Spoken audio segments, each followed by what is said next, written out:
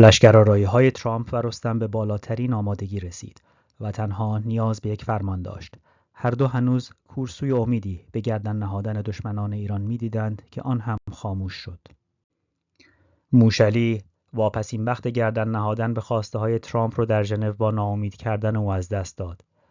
پیران هم در بامداد روز نبرد رستمی که آماده بر رخش نشسته بود را ناامید کرد. پیران به رستم گفت پس از رایزنی با خاقان چین پاسخ پایانی این بوده که به جای پذیرفتن خواسته ها به رستم پیشنهاد گنج و پول بدیم. به فرجام گفتند که این چون کنیم که از رای او کینه بیرون کنیم. توان داد گنج و زر و خواسته، ز ما هر چه او خواهد آراسته.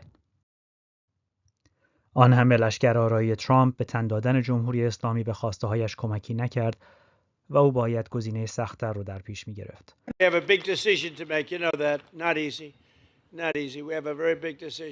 رستم پس از شنیدن پیام دلخور کننده پیران چنین با خشم پاسخ داد. چو بشنید رستم برآشفت سخت. به پیران چنین گفت که ای شوربخت، تو با این چنین بند و چندین فریب کجا پایداری به روز نهیب؟ مرا از دروغ تو شاه جهان بسی یاد کرد آشکار و نهان. Not negotiating with a regime that cannot be trusted.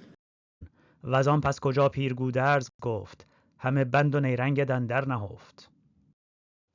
بدیدم کنون دانش و رای تو، دروغ است یک سراپای تو. ندارد کسی با تو این داوری، ز تخم پراگنده خود برخوری. به غلطی همی خیره در خون خیش، بد است این و زین بدتر آید پیش. و سرانجام ترامپ فرمان نبرد داد. رستم هم چنین فرمان نبرد داد.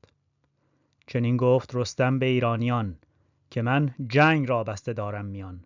شما یک به یک سر پر از کین کنید، بروهای جنگی پر از چین کنید، که امروز رزمی بزرگ است پیش، پدید آید اندازه گرگ و میش.